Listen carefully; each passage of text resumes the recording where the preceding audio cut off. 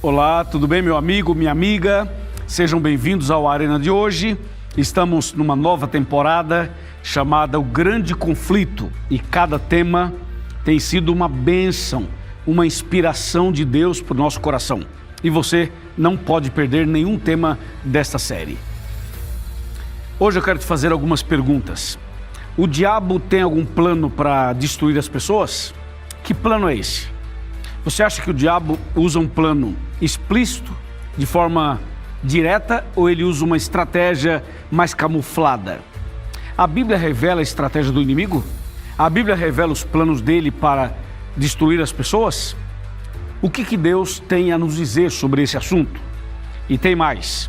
Se você descobrisse a estratégia do inimigo, você acha que essa descoberta levaria você a uma mudança de postura e a uma decisão mais acertada e mais profunda nas coisas espirituais? Você tem consciência do plano de Deus? Você tem consciência dos planos do inimigo? É importante ter o conhecimento daquilo que é certo e estar atento com aquilo que é errado, para que você não seja enganado, para que você não seja enganada. A gente vive num mundo de enganos, de fake news, de mentiras, de tanta coisa. Por isso, é importante na Bíblia ter o direcionamento certo e seguro para uma vida cristã fiel e vitoriosa. Hoje, você vai saber qual é a estratégia do inimigo. Esse é o tema de hoje. Prepare o seu coração.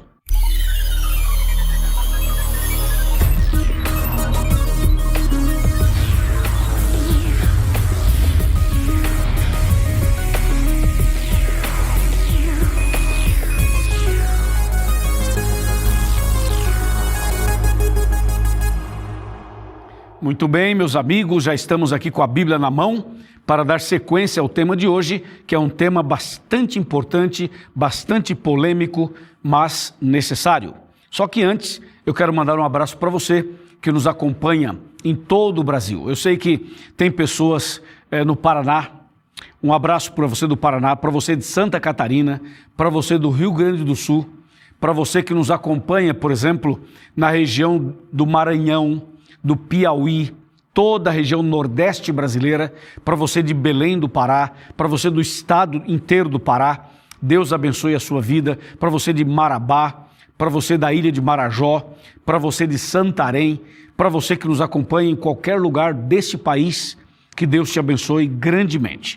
Também para você da África, dos Estados Unidos, da Europa, do Japão, de toda a Ásia, do Oriente Médio, onde quer que você esteja, o nosso grande abraço.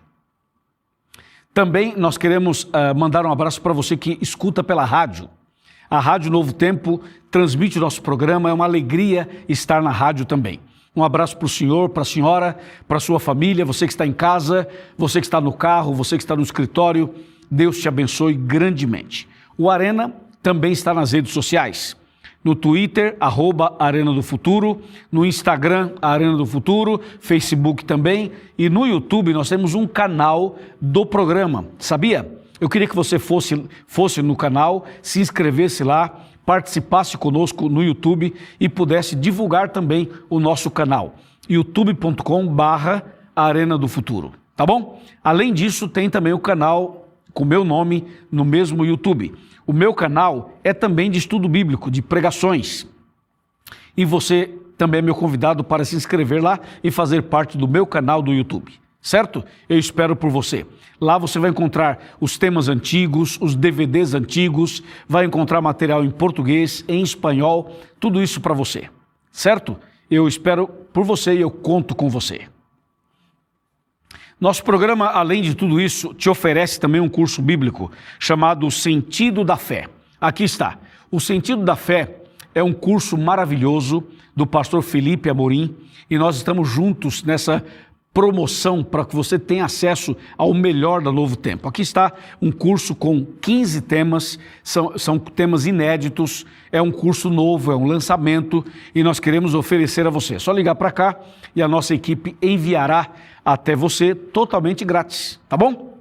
Bom, agora sim, Bíblia na mão, tá aqui, Jesus no coração, vamos ao tema de hoje. Se preparem. Hoje vamos falar sobre a estratégia do inimigo. Se você prestou bem atenção, essa série ela tem temas que se conectam. Se você parar para analisar o tema da semana passada com a da outra semana anterior, eles vão formando elos de uma corrente. E se você juntar todos eles, vai perceber que tem uma ideia central por trás de cada tema, conectando e formando um mapa que te leva ao tesouro maior, certo?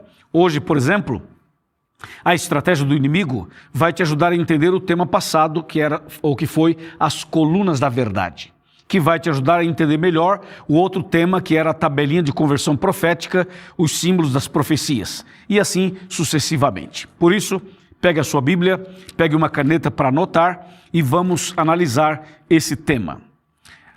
O inimigo trabalha de que maneira? Vamos analisar.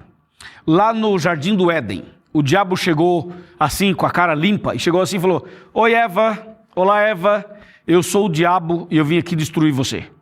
Foi assim que ele fez? Não, claro que não. Já viu quando tem uma propaganda de cigarro ou de bebida alcoólica ou de alguma outra droga? O diabo não chega assim e fala assim: Oi pessoal, eu sou o diabo, eu quero que você fume, quero que você beba, quero que você use drogas. E olha, você vai ficar com câncer, vai ter cirrose, vai ter problema para dormir, vai ter problema para acordar, vai ficar doente, vai morrer. Você acha que o diabo vai dizer isso? Não. Você acha que o diabo vai colocar assim uma casa noturna e vai dizer assim: casa noturna, entre e vá para o inferno? Lógico que não, lógico que não. Você acha que o diabo vai chegar para a pessoa e falar assim: Oi, eu sou o diabo, vou destruir você. Quer me seguir? Lógico que não. Então, como é que o diabo faz? Eu vou te mostrar. Ele faz como ele fez com Eva. Ele chegou até Eva usando um intermediário, usando um médium, que foi a cobra. Então, ele se escondeu atrás da cobra e sutilmente ele foi chegando e foi conversando com a Eva e foi enganando a Eva e levando a Eva à perdição. Hoje é a mesma coisa. O diabo não aparece como ele é. Ele usa uma pessoa, usa uma situação, usa uma filosofia, usa uma ideologia, usa um conceito, usa, quem sabe, algum pensamento, ou até mesmo uma onda, uma moda, uma situação que envolve quase todas as pessoas, ou a maioria, e ele vai envolvendo, de maneira tal que você não percebe, quando vai perceber, já está preso, já está enrolado, já está nas mãos dele. Por isso, é importante ficar atento a esse tema hoje.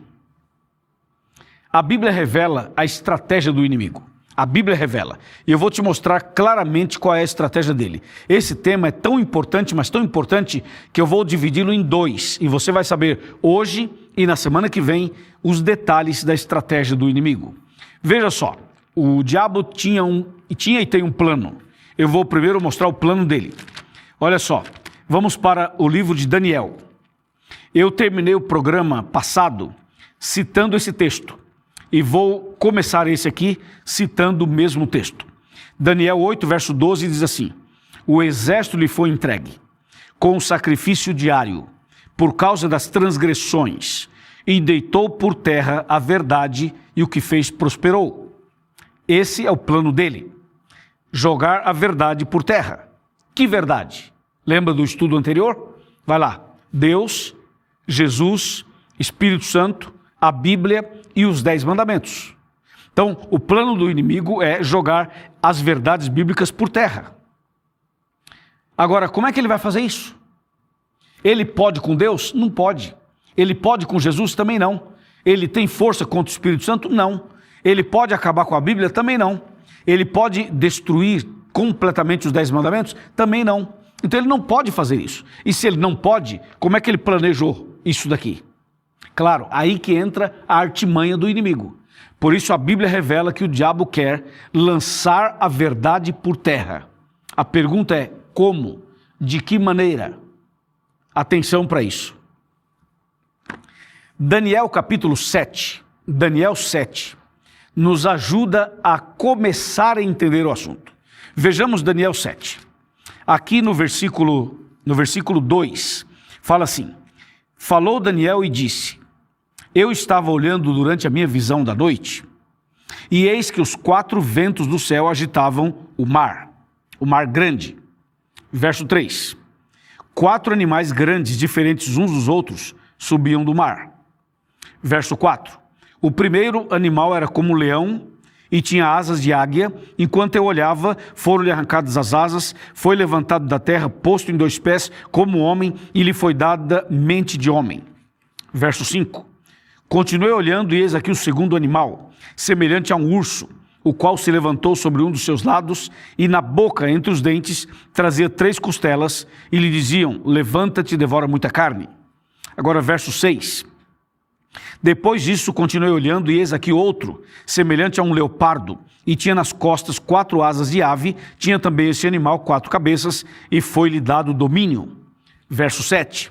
Depois disso, eu continuei olhando, e olhando nas visões da noite, e eis aqui o 4º animal, terrível e espantoso, e sobremodo forte, o qual tinha grandes dentes de ferro. Ele devorava, fazia em pedaços e pisava aos pés o que sobejava. Era diferente de todos que apareceram antes dele e tinha 10 chifres. Uau! Paramos aqui um pouco. Você viu que Daniel está falando sobre 4 animais? Um leão com asas, um leopardo com 3 costelas na boca, o urso com 3 costelas na boca, um leopardo com 4 asas e 4 cabeças, agora sim. E um animal terrível e espantoso com 10 chifres. Ok? Repetindo, 4 animais, um leão com asas, um urso com 3 costelas na boca, um leopardo com 4 asas e 4 cabeças, e um animal terrível e espantoso com dentes de ferro e com 10 chifres. Impressionante tudo isso, certo? Certo. Então é assim. O que significa tudo isso? Daniel 7, verso 17, nos ajuda a entender o significado de tudo isso. Daniel 7, 17. Diz assim: esses grandes animais que são 4 reis que se levantarão da terra. Então está dizendo claramente que os 4 animais são 4 reis ou 4 reinos. O leão, por exemplo, representava o Império Babilônico. O urso representava o Império Medo-Persa. O leopardo representava o Império Grego. E o animal terrível e espantoso representava o Império Romano. Esses 4 animais representavam 4 reinos com seus reis. Então veja, Babilônia dominou do ano 606 ou 605 até 539 a.C. O Império Medo-Persa de 539 a 331 a.C. O Império Grego de 331 a 168 a.C. E o Império Romano de 168 a.C. até 476 depois de Cristo. Esses 4 impérios são representados aqui por esses 4 animais. Agora, veja só o detalhe que o livro de Daniel nos apresenta. O detalhe está aqui, Daniel 7, se você observar o verso 19, olha o que o profeta menciona, Daniel 7, 19. Então tive desejo de conhecer a verdade a respeito do 4º animal, que era diferente de todos os outros, muito terrível, cujos dentes eram de ferro, cujas unhas eram de bronze, que devorava, fazia em pedaços e pisava aos pés o que sobejava. Ou seja, Daniel viu 4 animais, mas o que mais lhe impressionou foi o 4º animal. Ele fala assim: eu tive desejo de conhecer a verdade sobre o 4º animal. Lembra que o primeiro animal, que era o leão, simbolizava a Babilônia. O segundo, que era o urso, representava o Império Medo-Persa. O terceiro, que era o leopardo, representava a Grécia. E o 4º, que era o terrível, representava Roma. E Daniel se impressionou com o 4º animal. Ele queria saber a verdade sobre o 4º animal, sobre o terrível e o espantoso. Então a Bíblia começa a revelar agora detalhes sobre o 4º animal. Veja só o que diz Daniel 7, versículo 9. Daniel 7, versículo 9, ou melhor, versículo 8, perdão. Daniel 7, verso 8. Fala assim: estando eu a observar os chifres, eis que entre eles subiu outro pequeno, diante do qual 3 dos primeiros chifres foram arrancados. E eis que neste chifre havia olhos como os de homem e uma boca que falava com insolência. Atenção, atenção. Veja, o 4º animal foi o que mais impressionou Daniel. Ele queria saber o significado desse 4º animal. Lembra que ele tinha 10 chifres. E o verso 8 fala que do meio dos 10 chifres saiu um chifre pequeno. E esse chifre pequeno, quando ele se levantou, ele destruiu 3 dos 10. Olha que interessante. E diz que esse chifre que subiu e derrubou 3 dos 10, ele tinha olhos de homem e uma boca que falava com insolência. Olha que quadro bem apocalíptico que aparece aqui em Daniel. Veja, o animal terrível representava Roma. O animal terrível tinha 10 chifres. Os 10 chifres representavam os 10 países da Europa antiga que estavam sob o comando do Império Romano, certo? Aí aparece um outro chifre, o chifre de número 11. Quando ele aparece, ele destrói 3 dos 10. Então 10 menos 3, 7. Com esse que subiu, 8. E esse que subiu, ele tem olhos e boca que fala com insolência, que fala com autoridade. Que curioso isso, né?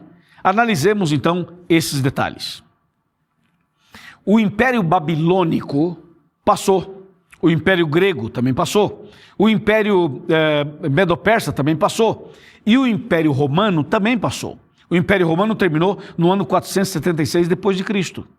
Agora veja, quando terminou o Império Romano, então em seguida aparece um outro poder de Roma, que é o poder religioso papal, ou o sistema papal, que surge em 538. Veja, o Império Romano termina em 476 depois de Cristo. E em seguida surge a Ponta Pequena, que é um símbolo do poder religioso de Roma. Essa ponta pequena com olhos e com boca aparece depois, como nós acabamos de ler aqui no capítulo 7, verso 8. Entendeu ou não? Então nós temos o Império Romano como império, politicamente falando e tal, mas em seguida surge a Ponta Pequena, e essa Ponta Pequena representa o poder religioso, papal, que surgiria em Roma e que teve o seu domínio, teve a sua força a partir do ano 538 depois de Cristo. Entendeu? Agora, com esse entendimento bíblico histórico, eu vou lhe mostrar o que essa ponta pequena, esse chifre pequeno faria. E aí você vai entender o tema do programa de hoje, que é a estratégia do inimigo. Quer ver? Voltemos para Daniel e agora nós vamos para o capítulo 8 de Daniel. Daniel, capítulo 8. Aliás, vamos voltar no 7, depois eu leio o 8. Então vamos para Daniel 7 primeiro, outra vez. Daniel 7, vamos para o versículo 25. 7, 25. Falando da ponta pequena, falando daquele chifre pequeno, diz assim: proferirá palavras contra o Altíssimo, magoará os santos do Altíssimo, e cuidará em mudar os tempos e a lei, e os santos lhe serão entregues nas mãos por 1 tempo, 2 tempos e metade de 1 tempo. Uau! Isso é incrível! O verso 25, Daniel 7, 25, fala assim: essa ponta pequena que surgiu do animal terrível, ou seja, esse poder religioso que surgiu de Roma, iria, como diz o verso 25, proferir palavras contra o Altíssimo, iria magoar os santos do Altíssimo, iria cuidar em mudar os tempos e a lei, e que os santos, os servos de Deus, seriam entregues nas mãos deles por 1 tempo, 2 tempos e metade de 1 tempo. Isso aqui é muito profundo. Isso aqui é extremamente significativo. Eu quero que você entenda bem, nem que eu termine o programa com esse texto. Mas você precisa entender isso daqui. Então veja só. A ponta pequena representa o poder religioso de Roma, que passou a se chamar sistema papal. Ou seja, o domínio papal começou em 538. E aí aconteceu exatamente o que está no verso 25. Se você pegar, por exemplo, a lei de Deus, porque aqui fala que eles mudariam os tempos e a lei. Se você pegar a lei de Deus, os 10 mandamentos, que estão lá em Êxodo 20, você vai ver que a lei de Deus, ela continua intacta, ela continua perfeita. Porém, se você comparar o que está na Bíblia com o catecismo romano, você vai ver a diferença. Você vai ver exatamente o cumprimento dessa profecia aqui. Eles mudaram realmente os tempos, ou seja, o calendário, e também a lei de Deus. Onde fala, por exemplo, das imagens, que é o 2º mandamento, no catecismo foi tirado isso. Onde fala do sábado, que é o 4º mandamento, no catecismo está domingo no lugar do sábado. E se você pegar o 10º mandamento que está na Bíblia, você vai olhar no catecismo e o 10º foi dividido em 2 para cobrir a brecha do 2º que foi tirado. Ou seja, eles mexeram nos 10 mandamentos. Isso é muito sério. Isso é muito grave. E a profecia já dizia, eles vão mudar os tempos e a lei. E foi exatamente isso que aconteceu. Então você percebe que a estratégia do inimigo foi assim, né? Usou primeiro o império, depois um sistema religioso para mexer nos 10 mandamentos. Mas não só nos 10 mandamentos. A ideia era mexer em toda a verdade. Se você avançar um pouco mais agora sim, Daniel 8, olha só o que diz Daniel 8, versículo número 9, 8, 9. Diz assim: de um dos chifres saiu um chifre pequeno, e se tornou muito forte para o sul, para o oriente e para a terra gloriosa. Cresceu até atingir o exército dos céus, e alguns do exército das estrelas lançou por terra e os pisou. Verso 11, sim, engrandeceu-se até o príncipe do exército, e dele tirou o sacrifício diário, e o lugar do seu santuário foi deitado abaixo.